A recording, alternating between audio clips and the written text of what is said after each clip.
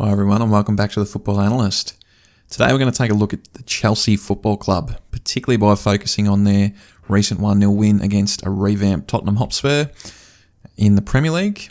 A few things we're going to look at is their prominent frontal press, their versatility in forward areas, and particularly Moises Caicedo's impact as their key player in their side. So without further ado, we'll get stuck into it. So Chelsea under Maresca set up in his favoured 4-2-3-1 system. So this lends itself to a compact defensive unit, particularly centrally, and offers versatility with build-up play with the double pivots. So these guys in here, I'll just change that colour. So Caicedo and Reece James in this case was playing in defensive midfield. So it offers them, when building out, the double pivots and also a roaming number 10. In this case, Enzo Fernandez. We have seen Cole Palmer playing that in that role. Offensively, in the final thirds, it offers Chelsea three genuine threats going forward. They do it in a different way to a lot of other teams. Generally, Neto will stay, their wingers in fact will stay wide, and Gusto, at least in the game against Spurs, will come into forward areas. However, the general way teams do it is that they set up with their 10 who pushes in, and their wingers invert, and their fullbacks join in the wide areas here. But Chelsea, of course, as I said, do it a bit differently. Their 10 will often push up and join the striker, and one of their fullbacks will go forward while the other stays back to form a back three.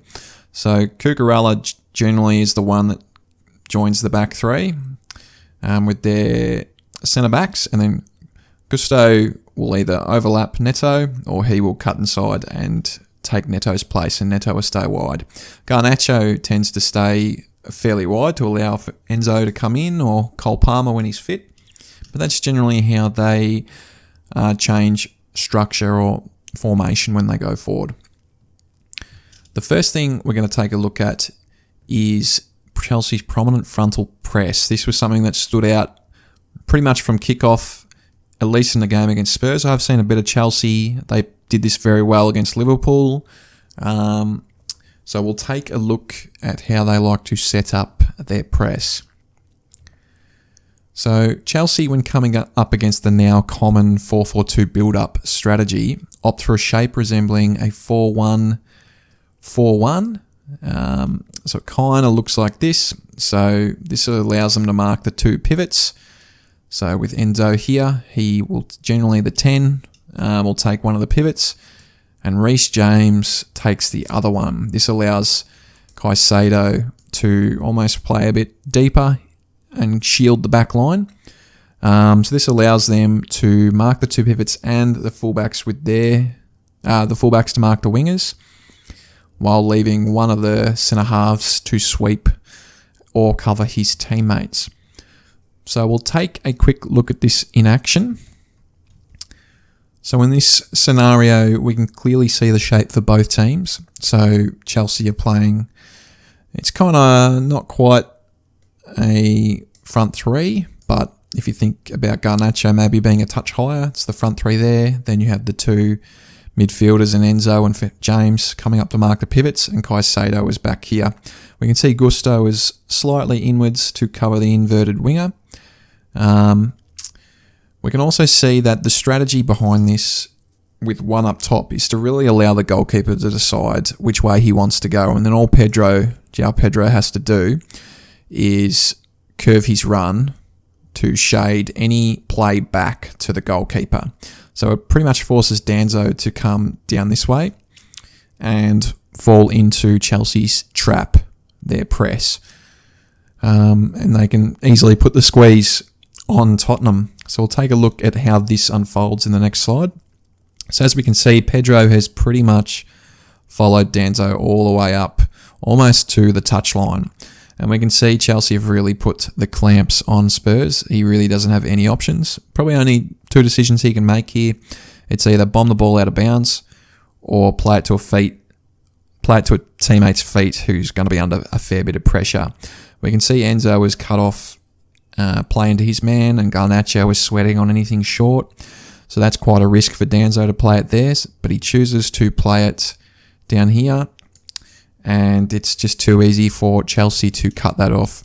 As we can see in the next slide, Caicedo is more than happy to step in front, and due to the pressure on the ball, it makes it quite easy for him just to do so.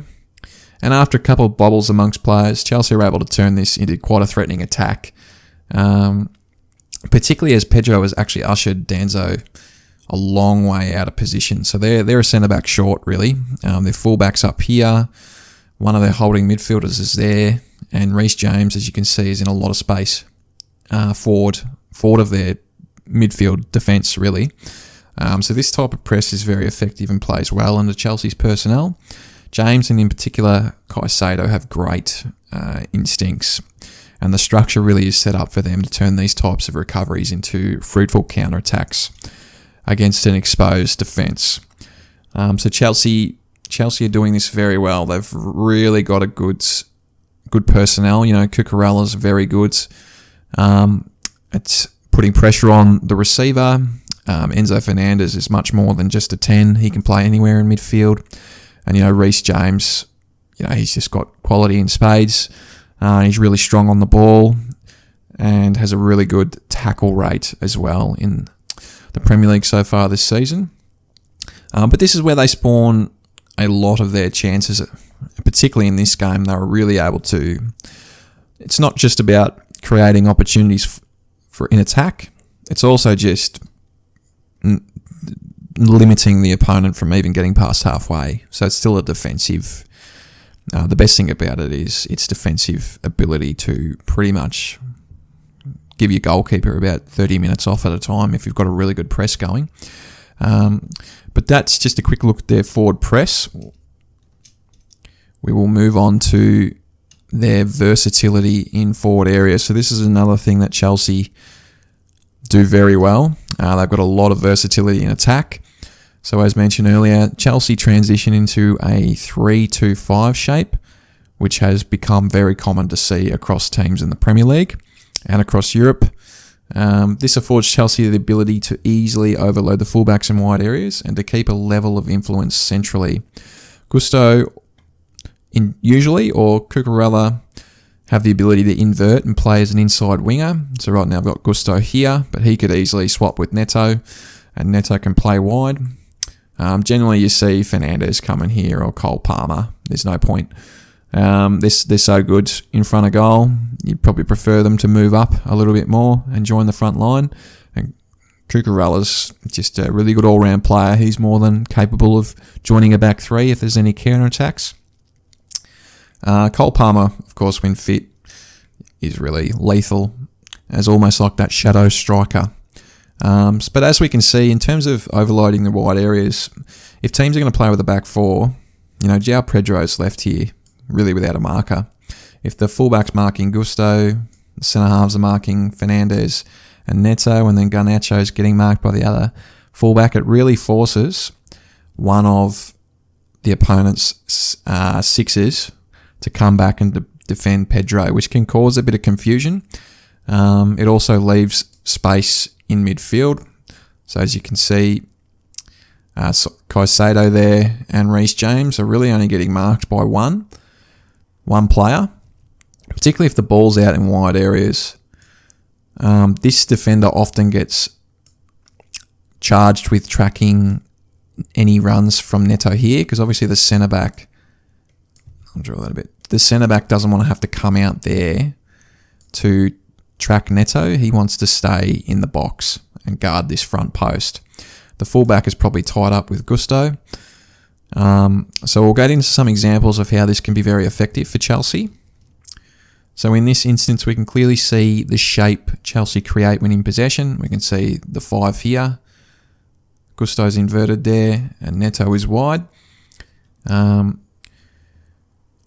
To combat this, Bentancur for Spurs has moved next to Danzo. So he's joined a back 5. However, this, of course, gives Chelsea the opportunity to create overloads, both in midfield and wide, against a rigid back 5.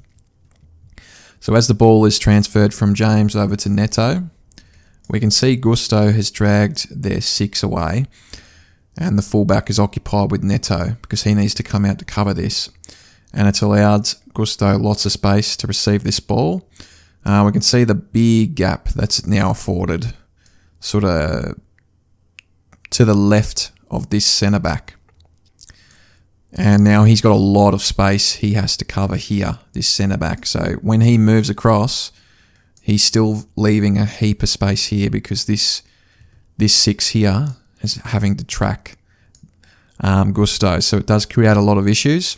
As we can see in the next slide, Gusto receives it. There's still a massive gap here, and this is where he plays the ball into. He has a quick look, identifies the space, and Pedro does as well, and he comes to meet the ball. So, Gusto's able to play this ball back into the spaces that's been vacated due to him being able to draw the 6 away, affording Pedro the ability to move freely into it and create a huge chance to score. So Pedro, if he had his time over again, he might have tried to put it a bit left, a bit, say, to the goalkeeper's right, maybe more over here.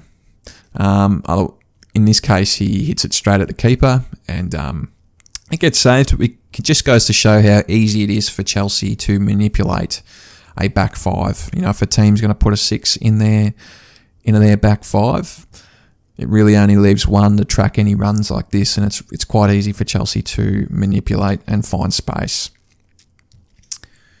We'll go into the last thing we're going to look at, which is Moises Caicedo's impacts. Now, I believe he is Chelsea's most important player right at the moment. He's almost playing like a N'Golo Kante. His aggression and defensive traits remind you of some of Chelsea's great number 6s of recent years and decades.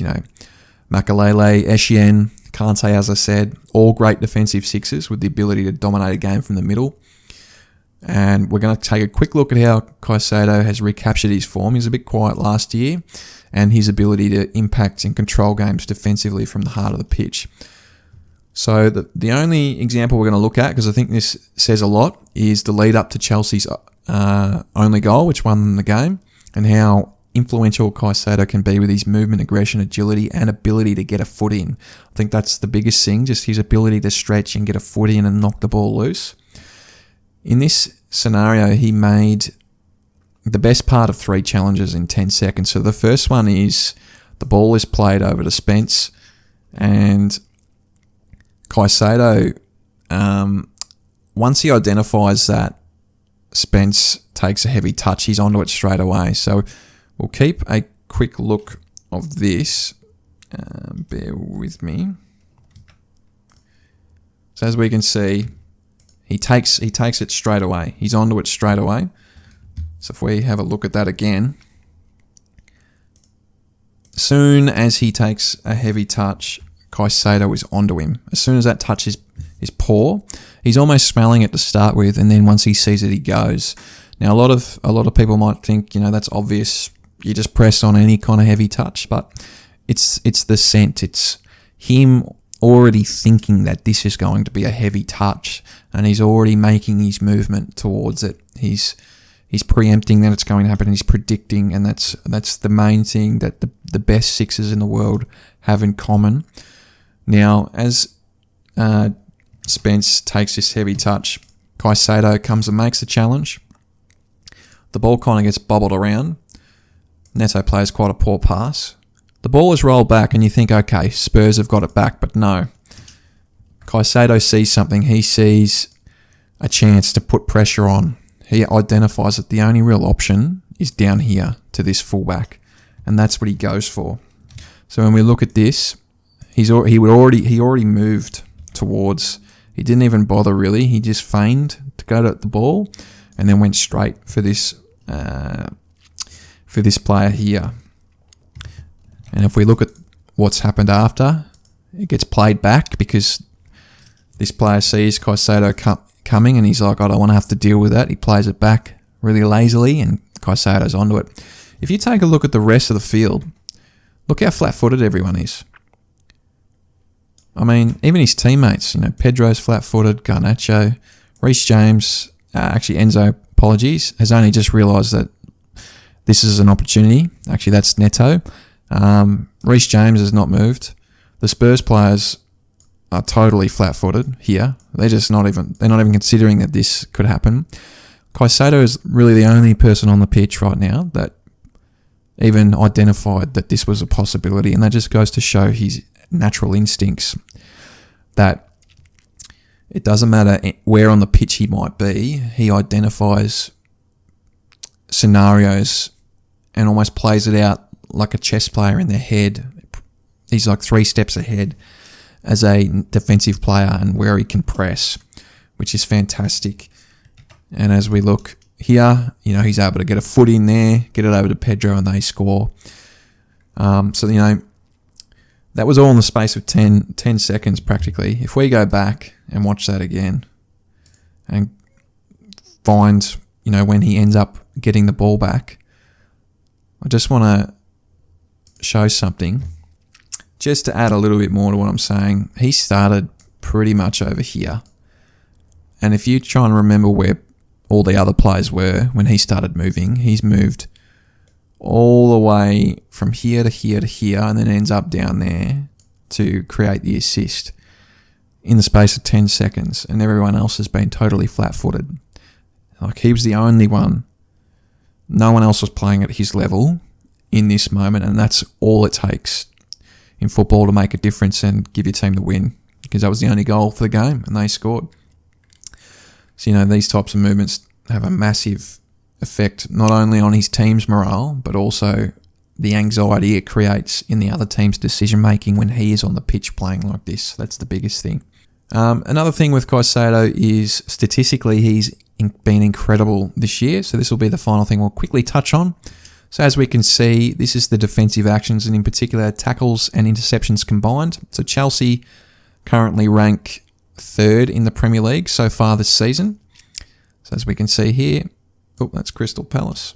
Chelsea 277, so there's a bit of gap between them and the top 2, but there's, it does drop away after you kind of get to Manchester United and Tottenham there. If we look at him as a player in the Premier League, he's actually number 1 for tackles and interceptions at 56. So, he's 10 ahead of the 3rd ranked player. So he's the most dominant, I'd say, player in terms of recovering the ball in the Premier League right now, which is massive. Another thing to look at is just his tackle percentage of dribblers tackled. He's currently 22nd with Reece James. It just goes to show how good of a partnership they are at the moment in midfield. That's including a lot of defenders. So obviously a lot of defenders are going to have this pretty high. It's much harder to dribble past a compact defensive unit. So these centre halves and things are going to have it quite high. But in terms of midfielders, I think he was in the top 10, which is fantastic. And the last statistic we're going to look at is just him compared to his peers, his midfielders of the last 365 days. So a bit of last season and this season combined. We can see his tackles and interceptions is in the 92nd and 89th percentiles respectively. So he is clearly one of the best sixers in world football right now. Probably wouldn't have said that last year. He came across on big money. But I think this season he's clearly established himself as N'Golo Kante's heir, I would say. Just another one of a long line of fantastic number 6s Chelsea has produced. Like I said before, Claude Makelele, Michael Essien, N'Golo Kante. There's been a few more involved in that. But in terms of real mobile, number 6s, he is the next one in line. I think that could really propel Chelsea to becoming a real dominant Premier League club again. They've kind of been there and about, but have never challenged. But, are they legitimate title contenders? Absolutely no doubt in my mind. Whilst that may seem obvious, I still don't feel like they've been given as much of a chance by pundits as City and Liverpool to compete with Arsenal right now. With Liverpool's form and City's reliance on Haaland, I think Chelsea are the most complete team that can challenge the Gunners for the title and peg that points gap back. I think they've got enough attacking threat, a well-designed forward press and defensive reliability with key difference makers including Caicedo and a manager who is as good as anyone in world football right now in Maresca. And they still have Cole Palmer waiting in the wings. So I suspect Chelsea will walk away with at least one trophy this season, as I think they've got a really great squad for cup football. However, if you've enjoyed this quick analysis on Chelsea's strengths and game style, please consider liking and subscribing to the channel. It'd be really great if I could get some support to help the channel grow. This is quite a new channel still. I'm really hoping to post some more videos this season, so if you like the content, please do consider liking the video and subscribing to the channel. So that'll be it for me. Thank you for watching, and may your team be forever winning. Cheers.